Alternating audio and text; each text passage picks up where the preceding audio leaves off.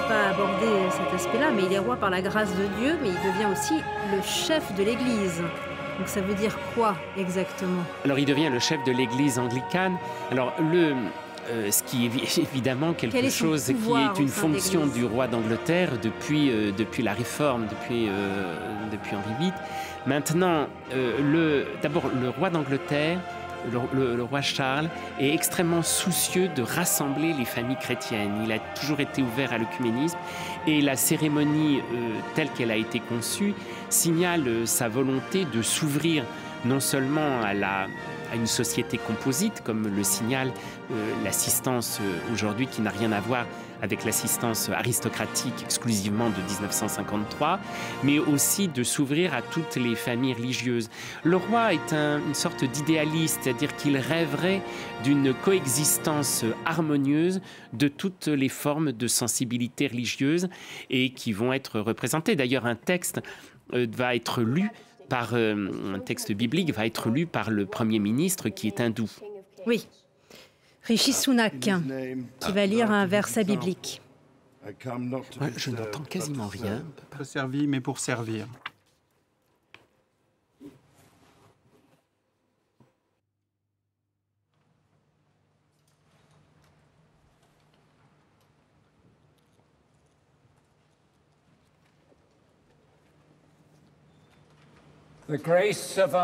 La grâce de notre Seigneur Jésus-Christ,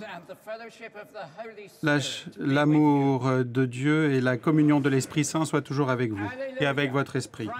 Alléluia, le Christ est ressuscité. Il est vraiment ressuscité. Alléluia.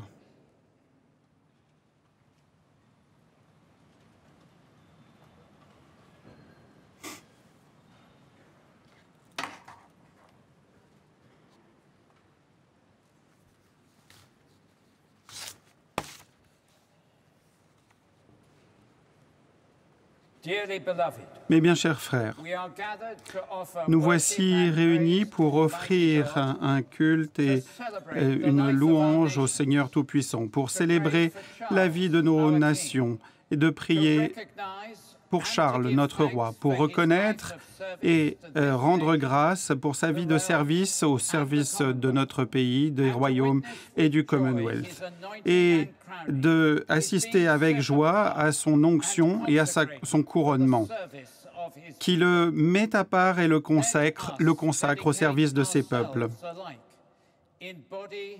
De même, consacrons-nous en corps et en esprit à une foi renouvelée, une espérance joyeuse et un engagement à nous servir mutuellement dans l'amour.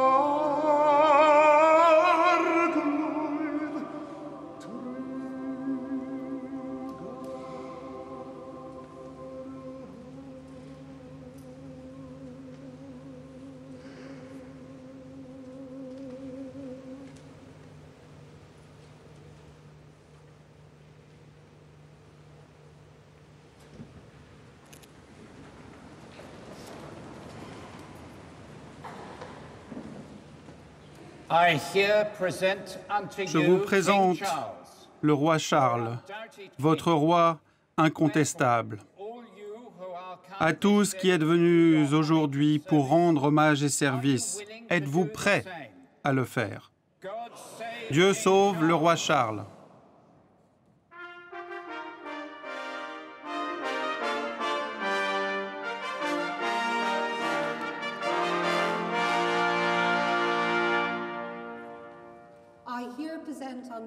Je vous présente le roi Charles, votre roi incontestable.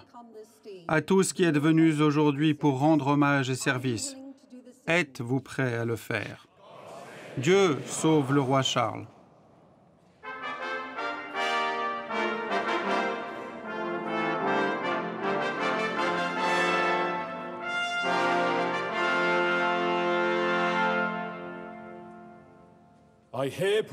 Je vous présente le roi Charles, votre roi incontestable. À tous qui êtes venus aujourd'hui pour rendre hommage et service, êtes-vous prêts à le faire? Dieu sauve le roi Charles.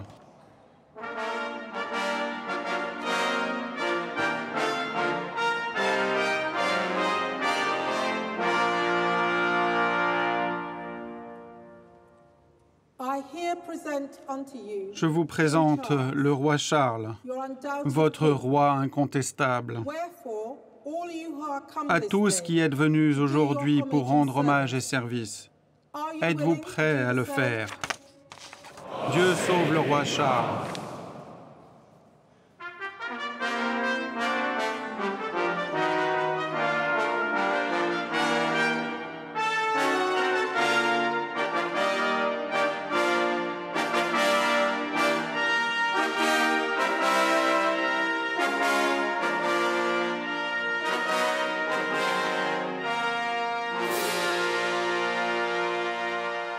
Voilà, là c'est la première étape du couronnement, la cérémonie de reconnaissance. L'archevêque de Canterbury, vous allez le voir, présente Charles III à l'Assemblée qui est répartie en 4 points cardinaux de l'abbaye et il demande à chaque fois aux membres de la famille royale, aux représentants du clergé, des pairs et du peuple s'ils sont prêts à servir le roi comme le roi est prêt à les servir. Et ça va être suivi de la prestation de serment sur la Bible, puis l'onction. Oui. Le couronnement et l'acclamation. Et il y aura le Te Deum après. Et le roi se retirera avec la reine dans la chapelle de Saint-Édouard, qui est derrière l'autel, où il changera de couronne et ressortira. Là, c'est la présentation de la Bible. La présentation de la Bible. Afin que vous ayez toujours conscience de la loi et de l'Évangile de Dieu, en tant que règle de la vie et du gouvernement des princes chrétiens, recevez ce livre, le plus précieux au monde. C'est la sagesse, c'est la loi royale. Ce sont les oracles vivants de Dieu.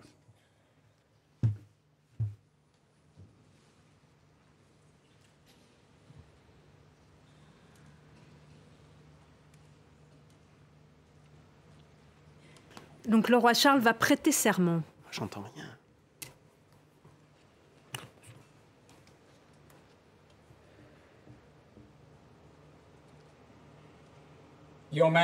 Votre Majesté, l'Église, établie par la loi, dont vous jurerez de maintenir l'installation, est engagée à professer l'Évangile et cherche à promouvoir un environnement dans lequel les hommes de toutes foi et croyances pourront vivre en liberté.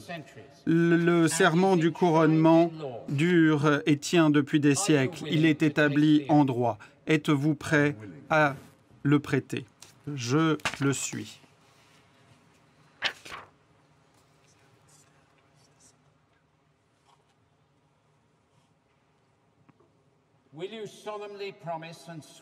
Promettez-vous et jurez-vous solennellement de gouverner les peuples du Royaume-Uni, de Grande-Bretagne et d'Irlande du Nord, de vos autres royaumes et territoires, selon leurs lois et coutumes respectives.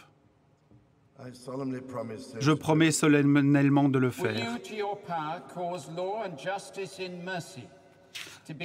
Chercherez-vous, selon votre capacité, à faire que la loi, la justice et la miséricorde soient exécutées et incluses dans tous les jugements? Je le jure.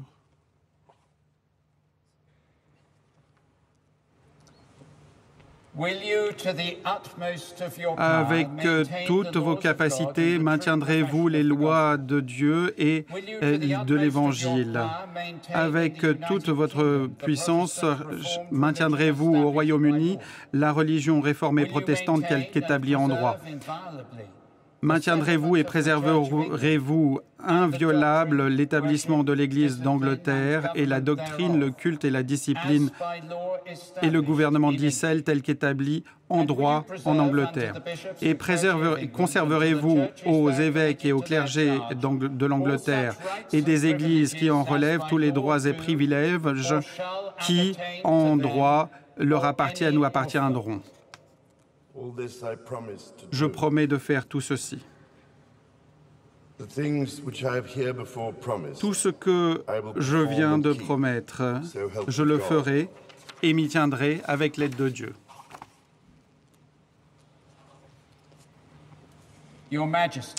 Votre Majesté, êtes-vous disposé à prêter, à faire et à souscrire à la déclaration d'accession et au serment correspondant? Je le suis.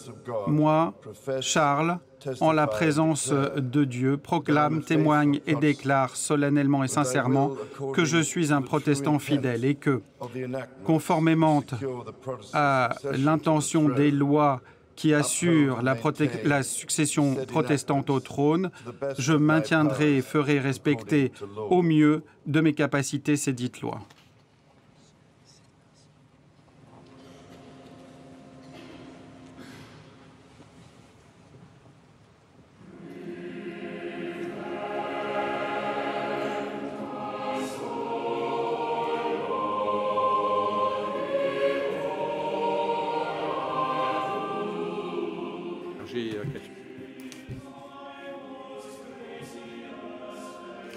Donc le roi qui a donc prêté serment sur la Bible.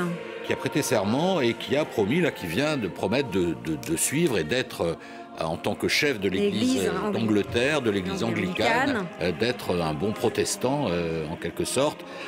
Donc ça, c'est vraiment l'héritage de l'histoire britannique, à une époque où, évidemment, c'est la religion protestante et anglicane, en l'occurrence, qui était ultra majoritaire. Ce n'est plus le cas aujourd'hui. Je crois que la religion protestante est pratiquée par 50% et peut-être un peu en dessous des Britanniques d'aujourd'hui. C'est pour ça d'ailleurs qu'il a invité à cette cérémonie, mêlant là aussi tradition et modernité, les représentants des autres confessions. Duncan Fairgrieve, vous êtes désormais avec nous, professeur de droit comparé à Paris-Dauphine et spécialiste du Royaume-Uni. Sur l'Église anglicane, quel est le statut exact de l'Église anglicane par rapport à l'État au Royaume-Uni? Justement, pour compléter ce qui vient d'être dit, évidemment, c'est un cérémonie protestant, anglican, mais l'un des changements qui était souhaité par Charles, c'est qu'il est defender of the faith, les foi. Il est chef, évidemment, de l'Église de l'Angleterre, mais on va retrouver aussi sa volonté de tenir compte des changements de société au Royaume-Uni, et c'est-à-dire de refléter le fait qu'il y a plusieurs fois, il y a le chief rabbi, le rabbin en chef, qui est présent. Il y a les représentants musulmans également, hindus, sikhs, et aussi, et ça c'est la première fois, il y a des catholiques qui sont présents. Il y a même un représentant du pape qui est là, qui n'était pas le cas en 1953, parce que le représentant du pape était à l'extérieur, n'était pas admis à l'abbaye. Donc vous voyez, il y a effectivement la tradition, on le voit bien avec le texte, où on fait référence à l'Église protestante, mais en même temps, on voit la volonté de modernité de Charles voir la refouler des sociétés générales diverses. On va écouter le roi Charles. Dont le Fils fut envoyé, non pour être servi, mais pour servir. Accorde-moi la grâce de trouver en ton service la liberté parfaite, et en cette liberté, la connaissance de ta vérité. Accorde-moi d'être une bénédiction pour tous tes enfants, de toute foi ou croyance, afin qu'ensemble, nous découvrions les voies de la douceur et soyons menés sur les chemins de la paix. Par Jésus-Christ, notre Seigneur. Amen.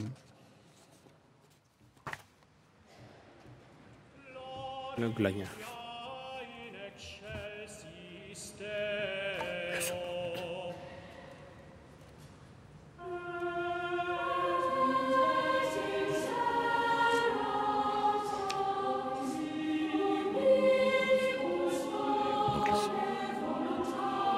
Donc là, c'est la prière du roi. Ah, on vient d'entendre la prière du roi, oui. Oui, et là c'est le Gloria in excelsis Deo de William Byrd.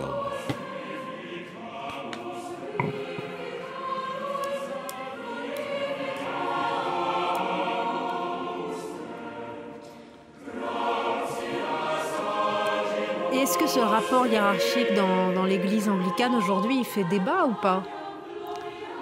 Au sein de l'Église anglicane, non. Le problème, c'est que l'Église anglicane est devenue tellement minoritaire en Angleterre qu'un roi qui se veut un fédérateur et qui veut renforcer le côté symbolique de la monarchie, qui est d'être un lieu de consensus et d'effacement des divisions. Il y a une volonté. Le prince Charles est profondément croyant, il est très attaché à son rôle de chef de l'Église anglicane, mais il y a une volonté qui était exprimée là dans la prière de s'ouvrir véritablement à toutes les formes, à toutes les croyances. Voilà. Mais il a une vision plus œcuménique, en fait, le roi Charles. Oui, c'est très certainement, très certainement. D'ailleurs, on peut signaler... Et il ne s'est pas fait rappeler à l'ordre par l'Église anglicane. Non. Non, l'Église anglicane a quand même tout à fait conscience de son statut minoritaire maintenant. Donc, c'est pas parce que le roi Charles s'intéresse aux autres confessions qu'il porte atteinte à l'Église d'Angleterre. L'Église d'Angleterre a un rôle, c'est une Église d'État, donc elle a un rôle très très important dans le fonctionnement de l'État. Et ça, et bien évidemment, elle va le conserver, elle va conserver ce rôle primordial. Mais il n'empêche que cette coexistence pacifique avec toutes les familles religieuses est totalement indispensable à l'harmonie sociale du royaume.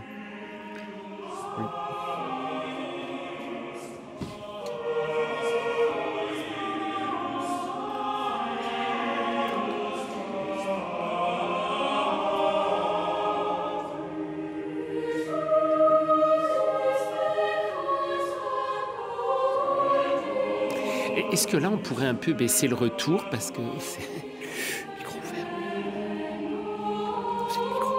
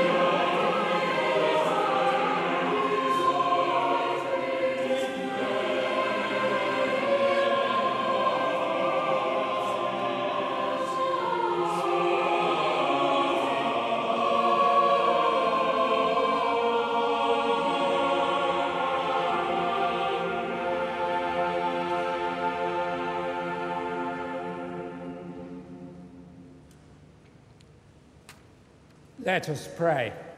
Prions.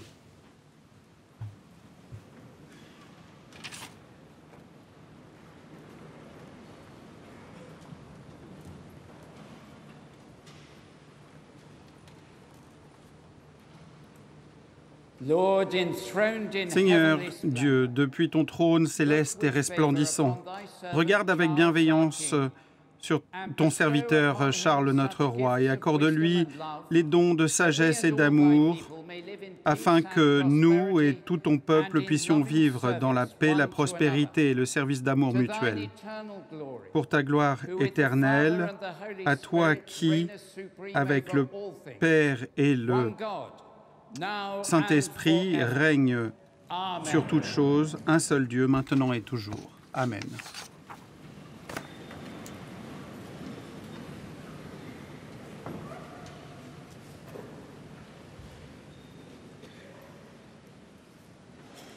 A reading from the Epistle to the Colossians. Lecture de l'épître aux Colossiens. Voilà pourquoi, de notre côté, du jour où nous l'avons appris, nous ne cessons pas de prier pour vous. Nous demandons à Dieu que vous ayez pleine connaissance de sa volonté, en toute sagesse et pénétration spirituelle, pour que vous meniez une vie digne du Seigneur, recherchant sa totale approbation. Par tout ce que vous ferez de bien, vous porterez du fruit et progresserez dans la vraie connaissance de Dieu. Vous serez fortifiés à tous égards par la vigueur de sa gloire et ainsi amenés à une persévérance et une patience à toute épreuve. Avec joie, rendez grâce au Père qui vous a rendu capable d'avoir part à l'héritage des saints dans la lumière. Il nous a arrachés au pouvoir des ténèbres et nous a transférés dans le royaume du Fils de son amour, en qui nous avons la délivrance, le pardon des péchés.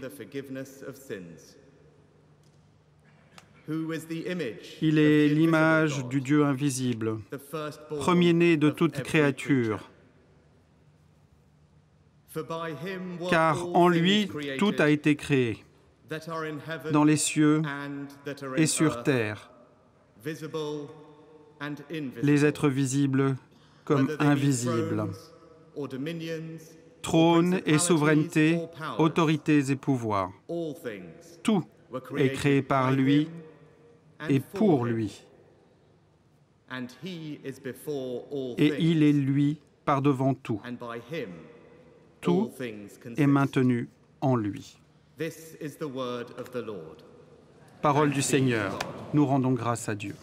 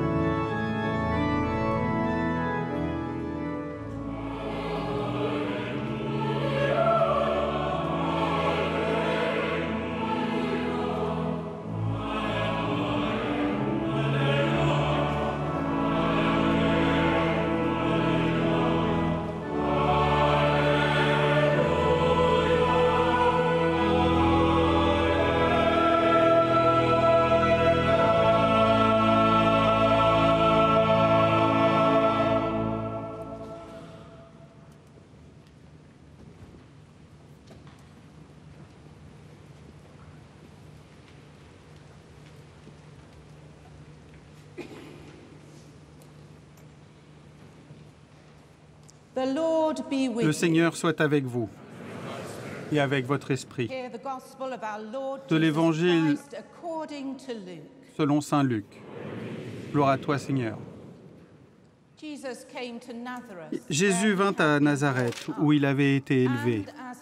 Il entra, suivant sa coutume, le jour du sabbat dans la synagogue, et il se leva pour faire la lecture.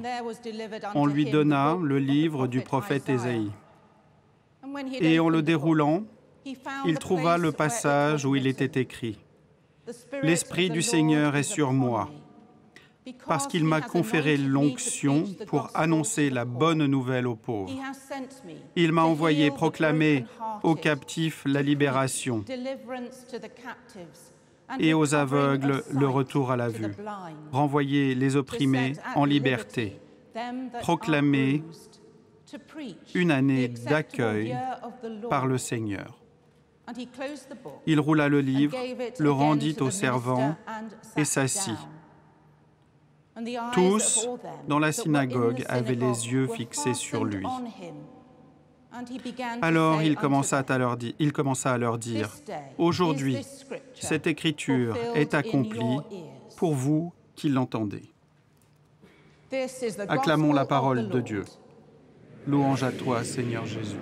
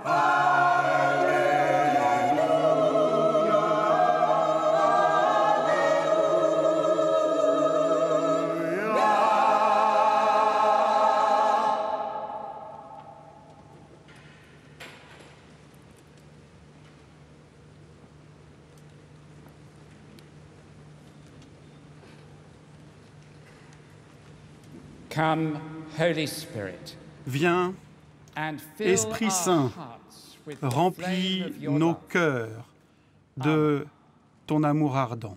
Amen.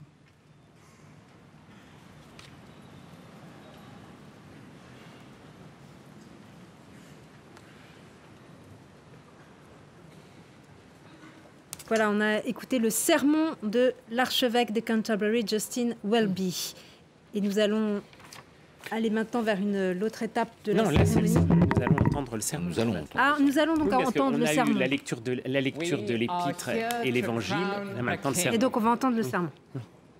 Pour René, un roi. Nous couronnons un roi pour qu'il serve. Ce qui nous est accordé aujourd'hui, c'est pour le bien de tous. Car Jésus-Christ avait annoncé un royaume dans lequel les pauvres et les opprimés étaient libérés des chaînes de l'injustice. Les aveugles voient, les blessés sont guéris. Ce royaume-là définit les objectifs de tout gouvernement juste, de toute autorité. Le royaume définit également les moyens de gouverner et d'exercer cette autorité. Jésus ne prend pas le pouvoir, ne s'attache pas à son statut. Le roi des rois, Jésus-Christ, a été oint non pas pour être servi, mais pour servir. Il crée la loi immuable de la bonne autorité, reconnaissant qu'avec l'autorité vient l'obligation de servir. Le service, c'est l'amour en action. Nous reconnaissons l'amour dans notre soin pour les plus vulnérables, la façon dont nous élevons les jeunes et leur faisons prendre conscience de notre protection du monde environnant. Nous reconnaissons cela dans cette vie de service que mène notre roi. Aujourd'hui, nous avons l'honneur d'être rassemblés ici, dans cette église abbatiale, aux côtés de tant d'autres qui expriment cet amour, qui travaillent dans des associations caritatives, qui soutiennent les populations et les collectivités, qui aident dans les services d'urgence et qui apportent cet amour dans tant d'autres façons. À côté, juste à côté, dans l'église de Sainte-Marguerite, il y a 400 jeunes gens dont eux aussi la vie est marquée par le service. Dans le pays et tout au long du Commonwealth, ils sont si nombreux. Vous vivez votre vie pour autrui. Cette unité, cet exemple, eh bien, c'est ce qui nous lie, ce qui offre et produit des sociétés fortes, joyeuses, heureuses et glorieuses. Elle supporte un poids lourd pour chacun d'entre nous. Le poids de la charge qui vous a confié, Vos Majestés, aujourd'hui ne peut être soutenu qu'avec l'Esprit de Dieu qui nous donne la force de donner à autrui notre vie. Par l'onction du Saint-Esprit, le roi reçoit librement ce qu'aucun dirigeant ne pourra jamais obtenir par la volonté, la politique, la guerre ou la tyrannie. Le Saint-Esprit nous attire et nous attrait vers l'amour en action. C'est ce que promet Jésus, qui a mis de côté tous ses privilèges. Comme la première lecture nous le rappelait, Dieu donnera tout pour notre bien, même sa propre vie. Son trône était une croix, sa couronne, une couronne d'épines. Ses régalia étaient les blessures qu'il a reçues de par le corps. Chacun d'entre nous est appelé par Dieu, appelé à servir.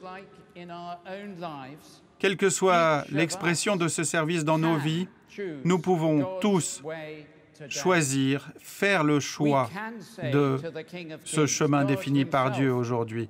Nous pouvons dire au roi des rois, comme le dit le roi ici aujourd'hui, « Seigneur, donne-moi et accorde-moi la grâce de trouver en ton service la liberté parfaite. » C'est dans cette prière que l'on trouve une promesse sans mesure, une joie et un espoir qui dure. C'est par cette prière que chaque roi, chaque dirigeant et chacun d'entre nous peut être ouvert à l'amour de Dieu qui transforme. Amen.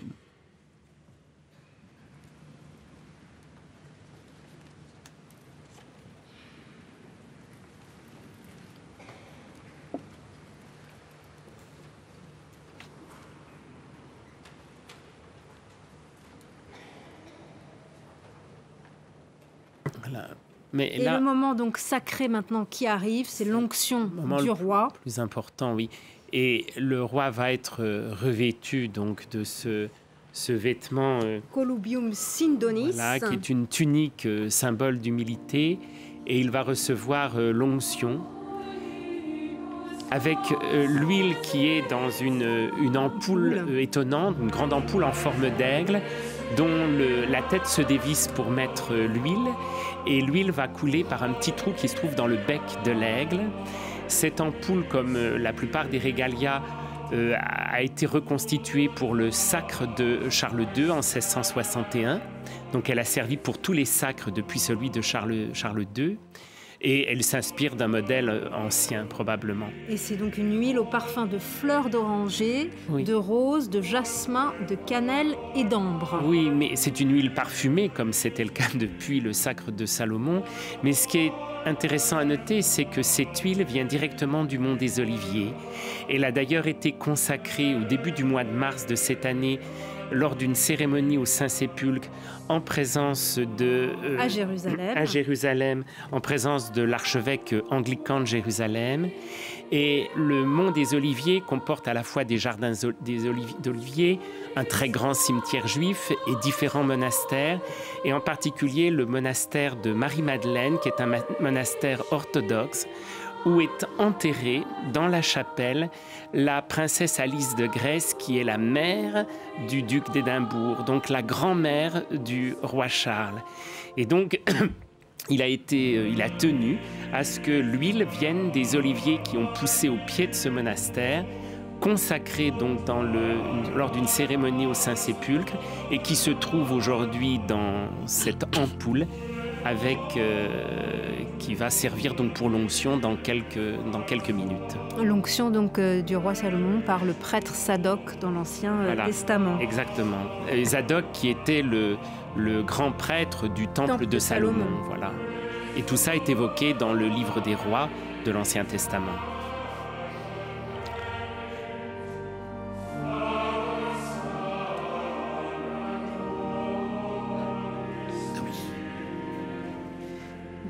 Oui, et donc là, les chœurs que nous entendons, en fait, le chœur chante à la fois en anglais, en gallois, en gaélique et en irlandais, là aussi une forme d'œcuménisme qui rend hommage à la diversité des nations, parce que les Anglais appellent ça comme ça, qui composent le Royaume-Uni. Oui, il y a une volonté fédératrice. On peut peut-être dire que cette huile et cette onction rappellent le lien entre la Bible, le sacre, et puis également Jérusalem, c'est-à-dire les racines de la chrétienté.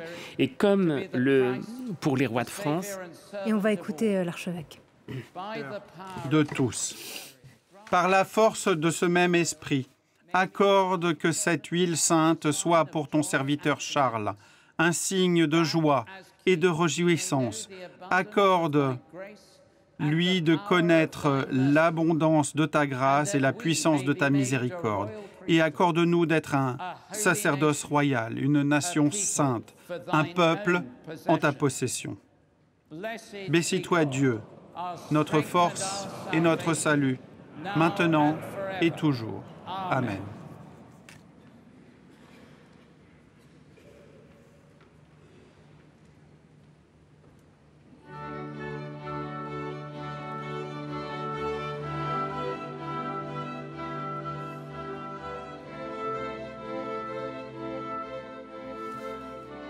On entend donc l'hymne du couronnement. Le chef-d'œuvre de Handel, Zadok the Priest, qui a été composé en 1727 pour le couronnement de George II et dont les paroles s'inspirent directement de l'Ancien Testament. Georg Friedrich Handel. Voilà.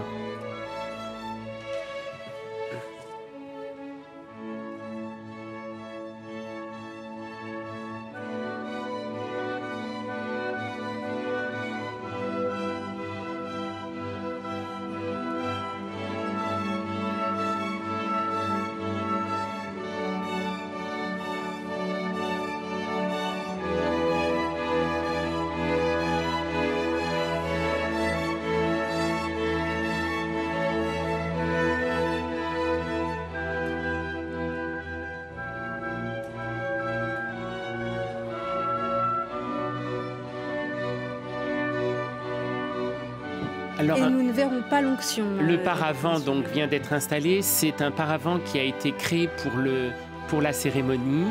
Et je pense que comme en 1953, nous ne verrons pas l'onction. Enfin, là, les caméras ont l'air d'être présentes. Mais en tout cas, le roi n'est pas visible de l'assistance. Et il doit être loin de l'huile sainte des mains voilà. Sur sa poitrine et sa tête pour le faire roi, prêtre et prophète. Voilà, et on vient de voir qu'il est donc là, qu'il a remis, il a mis sur son vêtement la tunique blanche, qui a été faite aussi spécialement pour lui, parce que celle de la reine était plissée, était très très différente. Robe de lin blanc en signe d'humilité. Une robe de lin blanc en signe d'humilité, oui. Oui.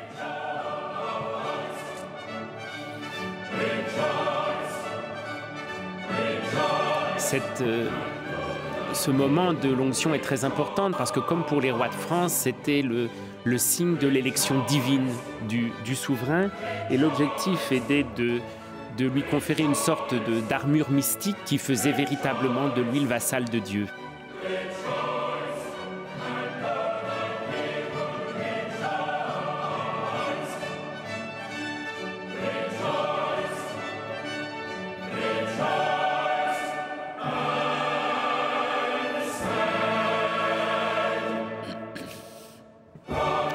À l'aide de la cuillère du couronnement, qui est une cuillère en or et qui est la pièce la plus ancienne des joyaux de la couronne. C'est la seule pièce qui est survécue, du XIIe siècle. D'ailleurs, qui date du XIIe siècle. C'est la pièce la plus ancienne et qui a survécu à toute la fonte de 1949. On raconte qu'elle avait été confiée à un valet du roi Charles Ier, qu'il avait conservé, qu'il a rendu en 1661 au roi Charles II.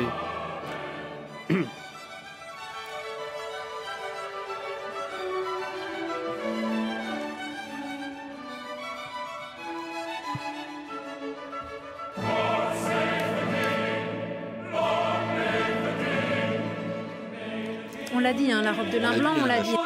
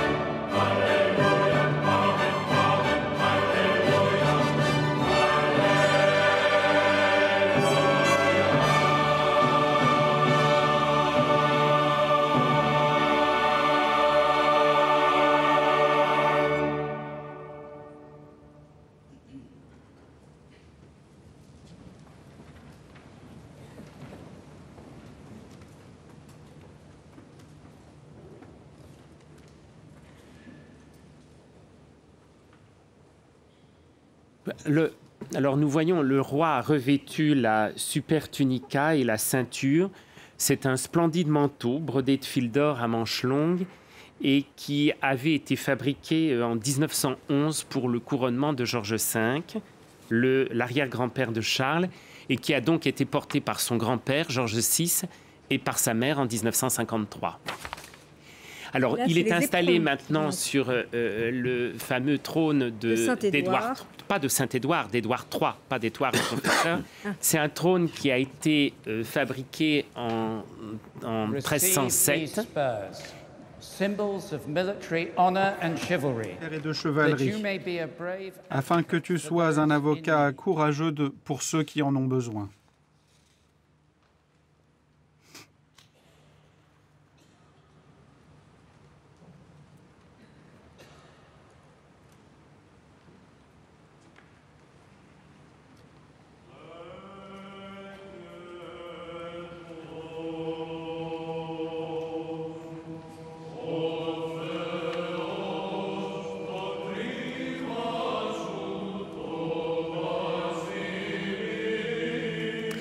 Voilà, le roi est assis donc sur le trône d'Édouard III, qui a été conçu en 1307 pour y sceller la pierre de Scone sur laquelle il est assis. Cette pierre d'Écosse, qui est une pierre sacrée, c'est la pierre sur laquelle devaient s'asseoir les rois d'Écosse pour pouvoir régner. Et il a été emporté par Édouard III en 1307 et donc est installé sur le trône. Elle sera conservée dans l'abbaye de Westminster jusqu'en 1996, où elle sera rendue à l'Écosse, exposée au château d'Holyrood, et là, elle a été prêtée par l'Écosse pour le couronnement. Cette pierre de Scone, c'est une pierre, c'est un grès, une pierre de grès qui comporte une croix et qui est une pierre mythique parce on raconte qu'elle serait la pierre qui aurait servi d'oreiller à Jacob pour son songe et qui ensuite aurait été vénérée par le roi Arthur et les compagnons du Graal. Alors voilà donc les régalias qui tout à l'heure ont été présentés, l'éperon, et là il y a donc l'épée et en particulier là c'est l'épée de l'offrande qui est la plus belle, qui date de 1820 et dont qui est la seule épée remise au roi, puisque les autres lui seront simplement présentées. Oui. Et dont la gaine comporte de multiples pierres précieuses. Et donc là, l'archevêque de Canterbury lui recommande de l'utiliser pour combattre le mal et servir le bien.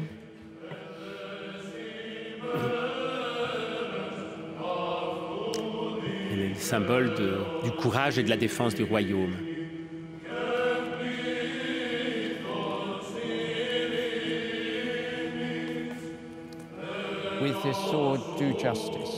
Rends justice, arrête la croissance de l'iniquité, protège l'Église de Dieu et tous les hommes de bonne volonté, aide et défend la veuve et l'orphelin, rétablis ce qui a dégénéré, maintient ce qui aura été rétabli, punit et réforme ce qui le doit être et confirme ce qui est bon. En ce faisant, sois glorieux en vertu et sers fidèlement Jésus-Christ dans cette vie, afin que tu règnes avec lui dans la vie à venir. Amen.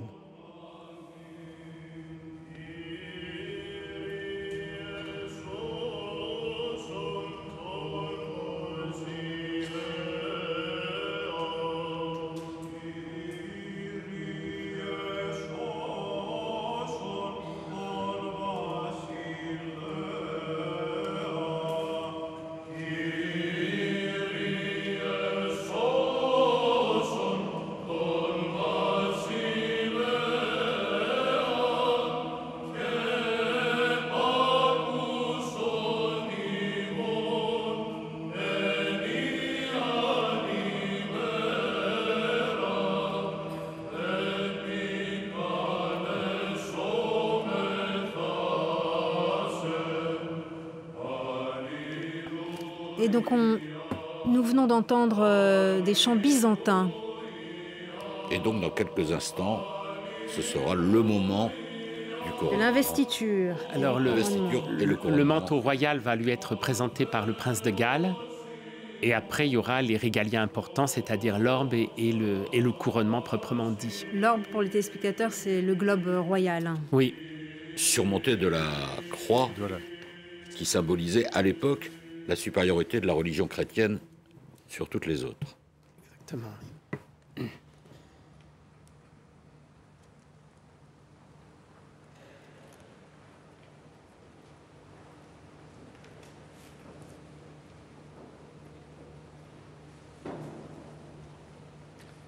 Reçois ces bracelets de sincérité et de sagesse en signe de la protection du Seigneur qui t'entoure de toutes parts.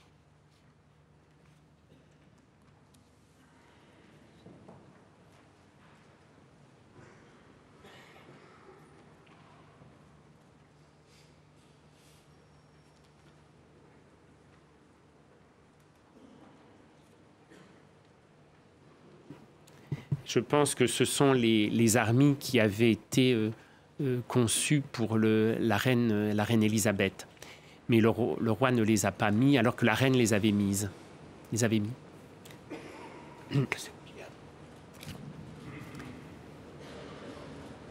Le prince William. Voilà, donc, il met l'étole et je pense que le prince William va... Rendre l'hommage. Non, va venir apporter le globe royal et... Voilà, c'est-à-dire que le manteau... Parce que il doit rendre hommage à son père lors d'un serment, hommage au sang royal. Mais là, je croyais que je croyais que le prince de Galles... Ah ben voilà, le prince de Galles vient d'arriver et donc aide à l'installation du manteau royal. Ces vêtements, là encore, renvoient à une cérémonie pluriséculaire, symbolisent à la fois le changement de la consécration du roi, c'est-à-dire son changement d'état, maintenant il est roi sacré, et symbolisent le sacerdoce royal, puisque ce sont des vêtements qui ont évidemment une origine religieuse.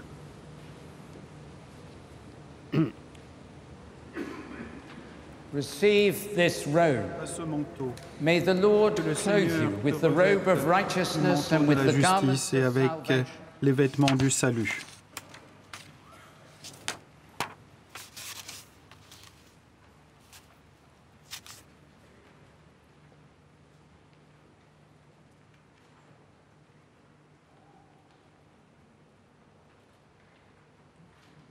C'est le moment le plus important du couronnement royal. Doit être présenté le souverain, d'abord l'orbe. Le monde est soumis à Dieu. Surmonté d'une croix et qui symbolise la souveraineté chrétienne sur terre. Qui porte la croix. Et souviens-toi toujours que les royaumes de ce monde sont le royaume de notre Dieu et de son Christ. Oui. Une sphère qui date du XVIIe siècle.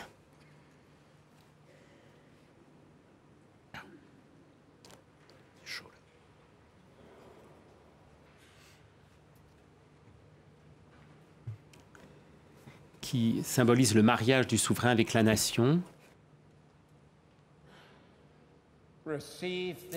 Reçois cet anneau, symbole de la dignité royale et signe de l'alliance dont on a fait serment aujourd'hui, alliance passée entre Dieu et le roi et le peuple.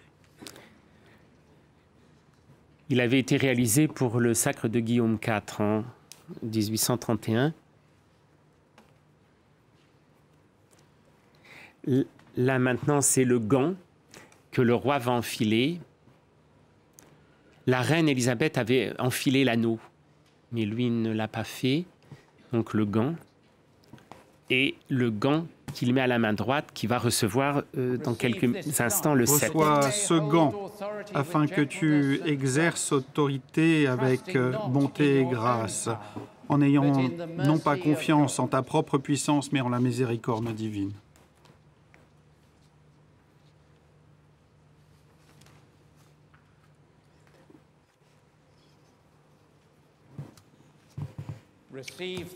Reçois le sceptre royal, l'enseigne de la puissance royale et de la justice. Le sceptre qui date de 1910 avec le fameux Cullinan. Et l'autre sceptre. Et la baguette de l'équité et de la miséricorde, un symbole de l'alliance et de la paix. Puisse l'Esprit du Seigneur qui a oint Jésus à son baptême t'oindre en jour afin que tu exerces ton autorité avec sagesse et dirige tes conseils avec grâce, afin que par ton service et ton ministère envers tous tes peuples, la justice et les miséricordes puissent rayonner de par le monde.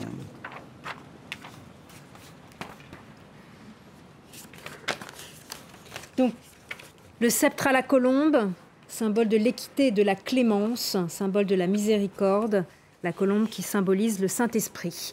Et maintenant, la couronne. Le couronnement proprement. La couronne va arriver. Roi la couronne des rois, de Saint-Édouard. Maître de tout, bénis, nous t'en supplions, cette couronne et sanctifie ce faisant ton serviteur Charles, sur le front duquel tu la places aujourd'hui en signe de majesté royale, afin qu'il soit couronné de ta grâce et rempli de ta grâce, de l'abondance de ta grâce et de toutes ses vertus si nobles. Par toi qui vis et règnes aujourd'hui et pour toujours. Amen.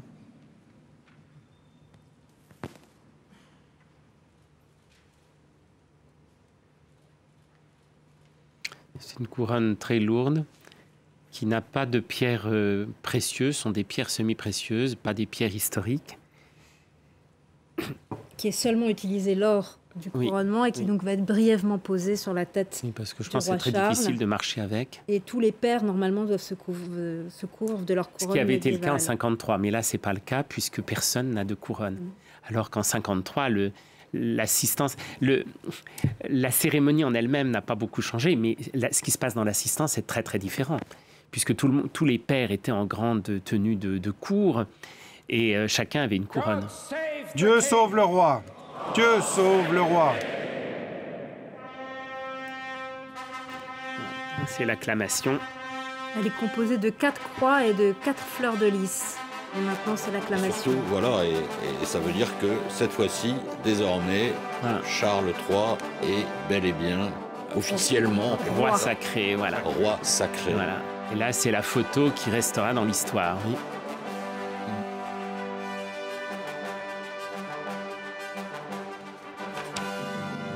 C'est splendidement filmé d'ailleurs par la BBC. Et le futur roi d'Angleterre. Oui. Le petit prince George.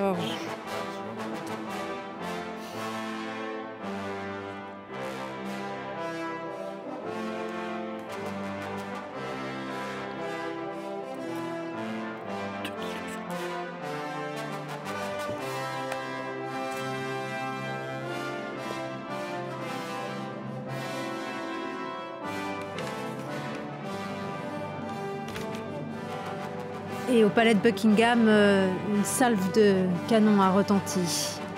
Je crois d'ailleurs que ces salves vont retentir à Buckingham, mais dans plusieurs endroits du Royaume-Uni. Quand même, hein, pour signifier au peuple que désormais, le roi est bien officiellement le roi et que c'est un roi sacré.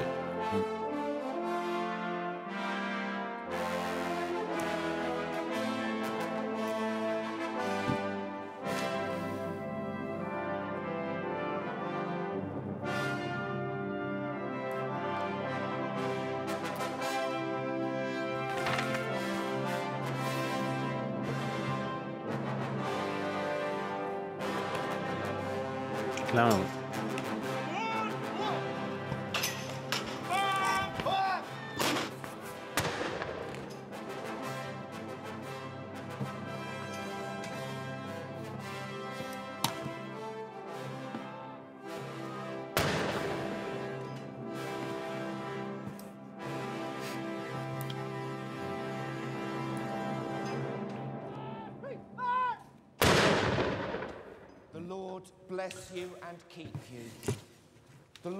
Le Seigneur te bénisse et te garde. Que la face du Seigneur brille sur toi et t'accorde sa grâce. Que le Seigneur t'accorde la lumière de son regard et te donne sa paix.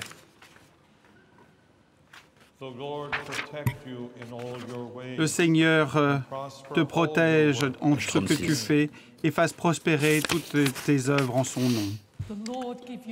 Que le Seigneur t'accorde joie et espérance afin que tu inspires tout ton peuple à l'image de son amour stable. Que le Seigneur accorde la sagesse et le savoir comme élément de stabilité de ton ère et de ton époque, et que la crainte de Dieu soit ton trésor. Que le Seigneur verse sur toi et répande sur toi la richesse de sa grâce, te bénisse et te garde en sa sainte crainte, qu'il te prépare pour une éternité joyeuse et te reçoive lorsque l'heure sera venue dans la gloire immortelle.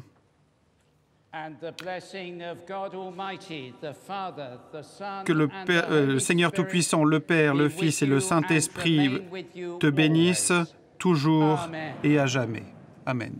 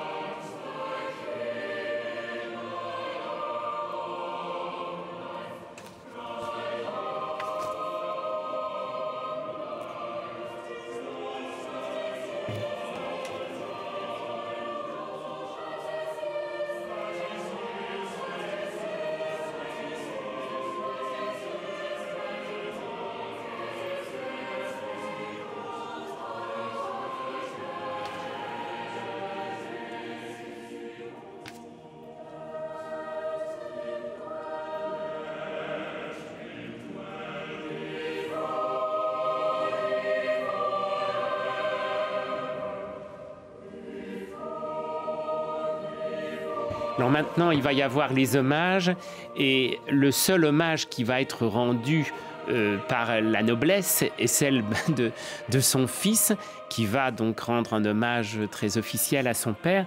Pour le couronnement de la reine, la cérémonie était à peu près identique, mais elle avait été beaucoup plus longue, puisque tous les pères du royaume avaient rendu hommage à la reine, les pères couronnés avec un grand manteau de cour, et qui l'a renvoyé à une cérémonie qui était beaucoup plus historique. Et ça, c'est quelque chose qui a été complètement allégé et qui aurait certainement pas passé à notre époque. Oui. Mais c'est certainement parce qu'à l'époque, dans les siècles passés, il était très très important que tous les pères du royaume reconnaissent l'autorité du roi. Bien sûr. C'était quelque chose de très important. Bien sûr, et où ça rappelait que la noblesse était encore importante et que toutes les royautés du monde ont eu à se battre contre leurs féodaux. Hein. Voilà. Et là, il y a un public un peu différent, cette fois-ci aussi. C'est complètement différent. Avec... Très différent, oui. Donc là, non, mais pour toutes les monarchies, c'était quelque chose de très important. Oui. On peut se souvenir de l'épisode de la Fronde en France, quand il y a eu des moments où la noblesse a sérieusement contesté l'autorité du roi. La noblesse a toujours été indisciplinée. Voilà, était très important. Alors là, il a donc quitté le trône de Saint-Édouard. Le trône d'Édouard III, pardon. Sur le trône de Saint-Édouard. Le trône d'Édouard III. Et il a repris la place où il était assis. Un trône qui est utilisé pour chaque couronnement et qui date de la fin du XIIIe siècle. Restez fermes et tenez bon. Désormais, dans ce siège de la dignité royale qui te revient par l'autorité de Dieu Tout-Puissant, que le Dieu dont le trône dure éternellement, établisse ton trône en justice afin qu'il résiste éternellement.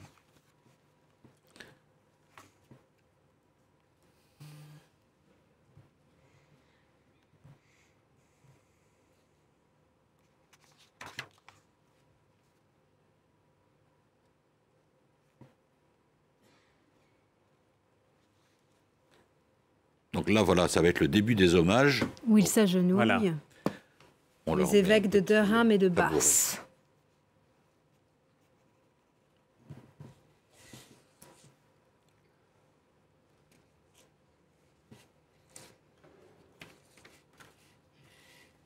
Non, là, ça va être Justin Welby, l'archevêque de Canterbury. Oui, tout d'abord.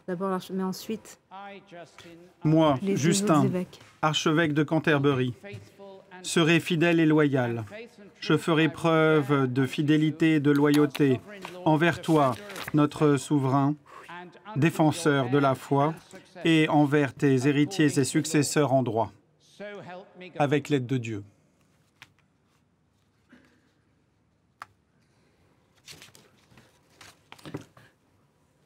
Et donc maintenant, ça va être William, le prince de Galles, qui va rendre hommage. Donc l'hommage du sang royal. Absolument. Moi, William, prince de Galles, affirme ma loyauté envers toi, ma fidélité, et me reconnais ton homme liège avec l'aide de Dieu. Lige.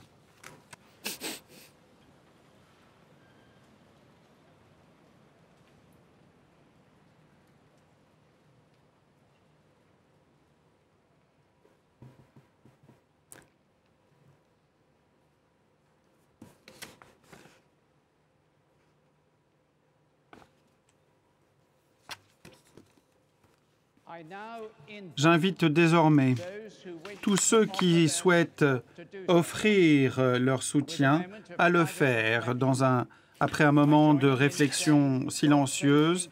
Ils pourront faire écho à ceux qui disent « Dieu sauve le roi » ou qu'ils récitent les paroles qui sont ici. Je jure de faire allégeance à votre majesté, à vos héritiers et successeurs en droit, avec l'aide de Dieu. Et donc là, l'archevêque de Canterbury vient de demander à tous les Britanniques qui le souhaitaient de prêter allégeance, ce qui est donc une nouveauté par rapport aux cérémonies précédentes, qui a été critiquée par ceux qui sont opposés à la monarchie. Mais qui a une volonté, qui signale la volonté de faire entrer l'ensemble du peuple au cœur de la cérémonie. Oui, c'est la volonté exprimée par le roi.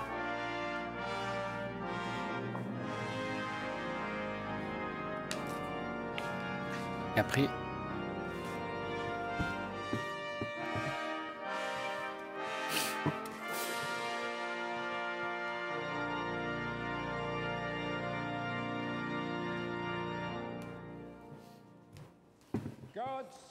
Dieu sauve le roi. Dieu sauve le roi Charles. Longue vie au roi Charles. Puisse le roi vivre pour toujours.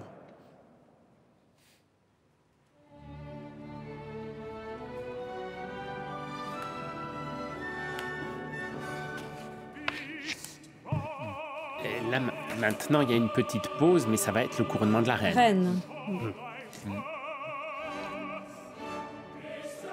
Et là, on entend un air Confortare qui avait été composé pour le couronnement de George VI, qui est donc le grand-père. Non, moi j'ai George V sur mon papier. Ah, moi j'ai George VI, selon les éléments fournis par l'abbaye de Westminster. Et il y a même l'année, 1937. Donc, 37, oui, exact. Oui.